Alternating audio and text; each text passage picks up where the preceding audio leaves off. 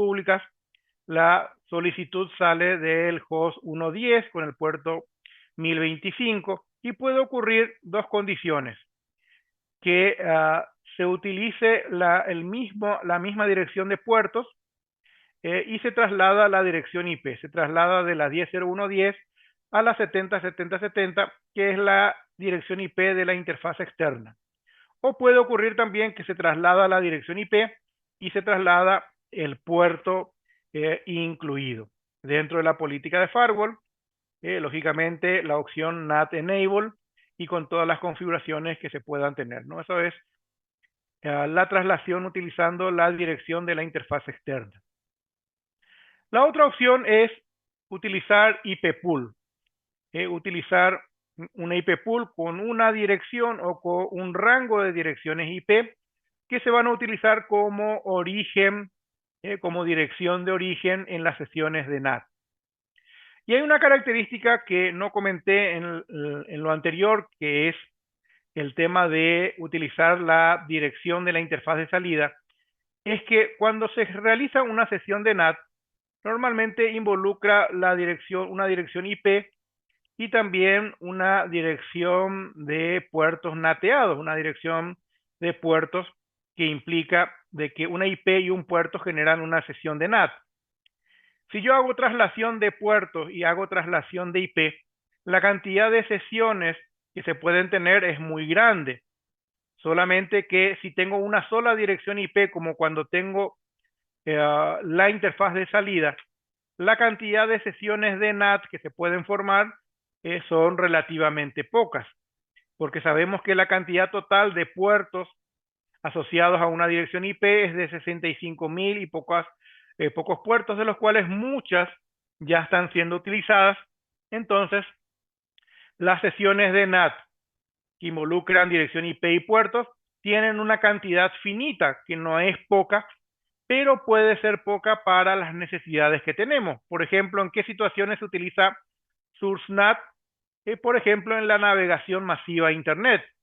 Y por más que tenga muchos puertos disponibles para las sesiones de NAT, una sola interfaz puede ser muy limitada para las necesidades. Por esa razón aparece el IP pool, ¿no? La IP pool define una dirección IP o un conjunto de direcciones que se van a utilizar para hacer las traslaciones. Tenemos cuatro tipos de IP pools: overload, que es la configuración por defecto, one-to-one, y hay otras dos, que una es fixed por range y por block allocation, que normalmente es utilizado por entornos de conexiones de proveedores de Internet, lo que se conoce como carrier grade NAT, que son métodos que permiten grandes cantidades de sesiones de NAT y tener mayor control sobre ellos. Cuando nosotros elegimos trabajar con el IP pool, tenemos que crear previamente la IP pool, que en realidad en él establecemos la regla de traslación que vamos a realizar. Establecemos, por ejemplo, el método overload, donde voy a establecer el rango de direcciones IP que se van a utilizar. Normalmente se utiliza unas direcciones que son de la misma red que de la interfaz externa o la interfaz de salida, pero no es obligatorio. Puede utilizarse direcciones diferentes siempre y cuando esas direcciones sean enrutables hacia esa interfaz.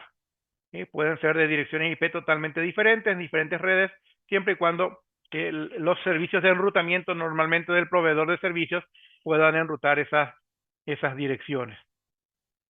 Entonces, cuando elijo la opción overload, elijo esta, establezco el rango de direcciones y las condiciones de traslación en las que va a ocurrir. Y dentro de la configuración de la política de firewall, elijo NAT, elijo trabajar con IP pool dinámico, elijo la IP pool que voy a utilizar para las traslaciones. El tema de la IP pool, ¿no?, involucra de que se va a utilizar una de las direcciones disponibles al azar. No hay un orden establecido de qué manera va a utilizar las direcciones establecidas en la IP pool. Va a elegir de manera aleatoria y va a haber traslación de puertos aumentando la probabilidad, no, aumentando, perdón, la cantidad de sesiones de NAT que se puedan generar. La otra opción, que es la de IP pool de tipo one-to-one, es una traslación más limitada, donde un conjunto de direcciones de mi red interna, por ejemplo, se trasladan con un conjunto de direcciones de IP pool, donde se trasladan uno a uno. Supongamos que tenemos este conjunto de direcciones desde la 10.01.10 hasta la 10.01.12 como red interna, y la IP pool que puedo utilizar es la de 7071 y 7072, dos direcciones.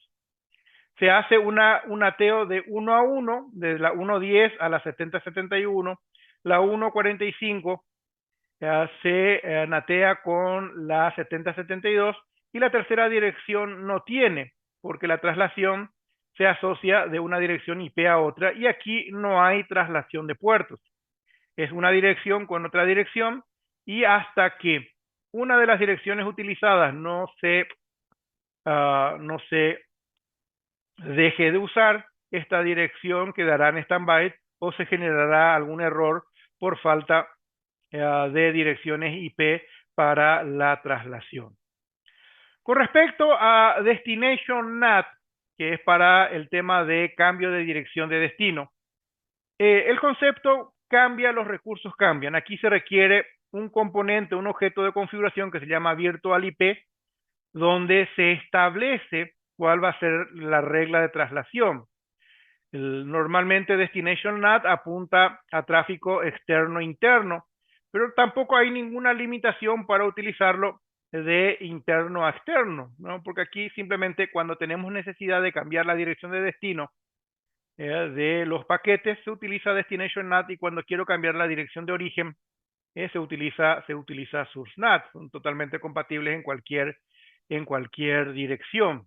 Pero normalmente Virtual IP se utiliza, por ejemplo, para publicar servicios internos protegidos por el FortiGate, en que puedo redirigir tráfico en base a dirección IP o puedo redirigir tráfico en base a dirección IP y puertos a diferentes servicios. En la regla de Virtual IP se establece cuál es la dirección IP que se va a tomar como dirección de entrada y cuál va a ser la dirección a la cual se va a trasladar. Esa dirección IP de entrada va a ser asignada a la interfaz que se define dentro del Virtual IP. Si nosotros tenemos un FortiGate que está escuchando la 201, que esa es su dirección IP real de esta dirección puerto 1, y a través del Virtual IP digo que el tráfico que llegue a la 202 la va a trasladar a la 200.2, la va a trasladar hacia la 10.100. Desde el momento en que yo asigno este Virtual IP con este IP de entrada, esta dirección puerto 1 va a escuchar su propia dirección IP y va a escuchar también la dirección IP del Virtual IP. Va a aumentar la cantidad de direcciones IP asignadas a esta configuración.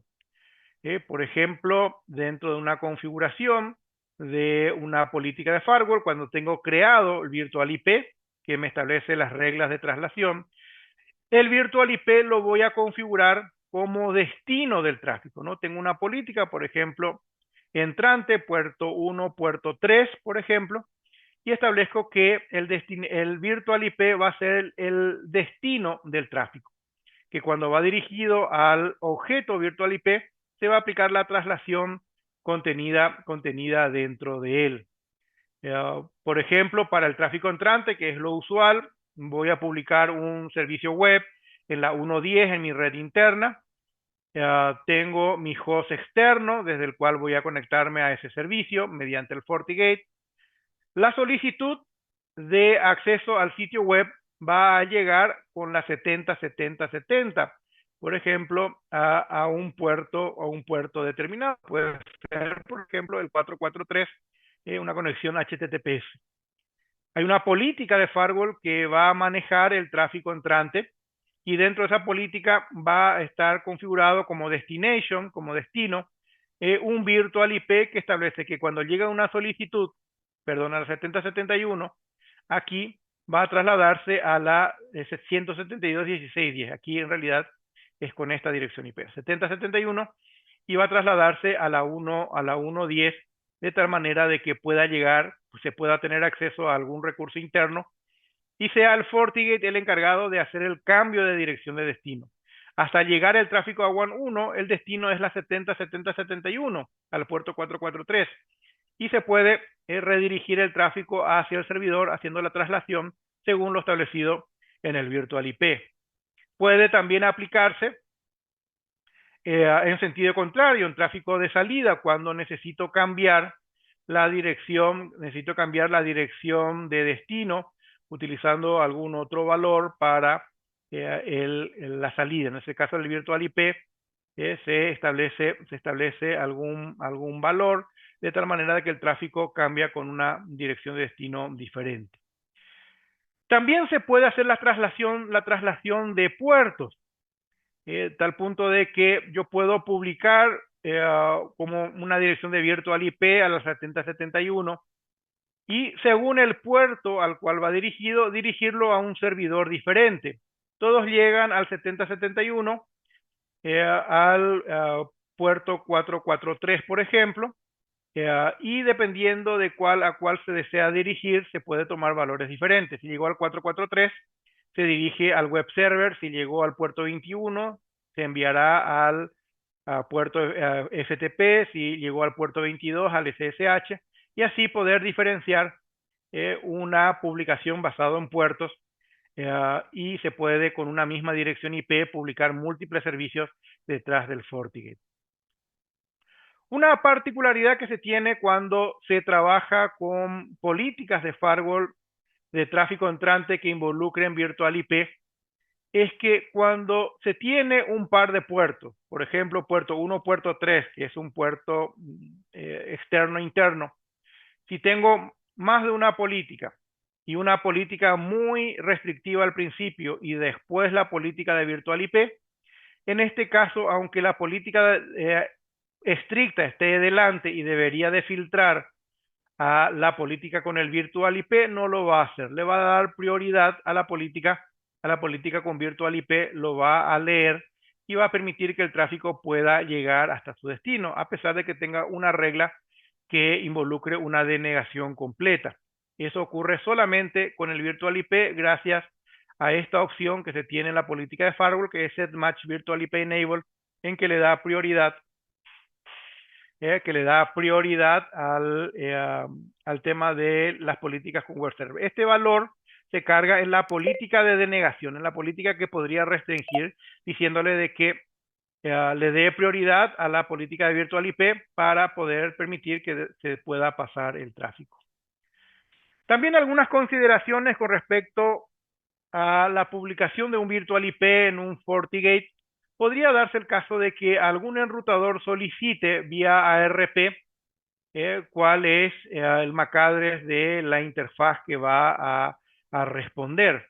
Normalmente va a aparecer una solicitud ARP, un QIS, indicando de cuál es la interfaz que corresponde, y para que pueda corresponder de manera adecuada, se establece una configuración en el Virtual IP, que es el tema de AR Replay Enable, para que pueda responder a la solicitud de la dirección IP proveída por el Virtual IP.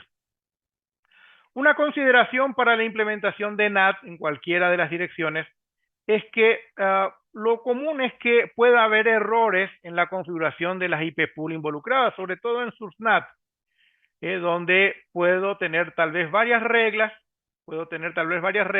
y haya direcciones IP que estén solapadas, que estén incluidas en más de una configuración y se esté otorgando más de una dirección IP, una misma dirección IP a más de una regla.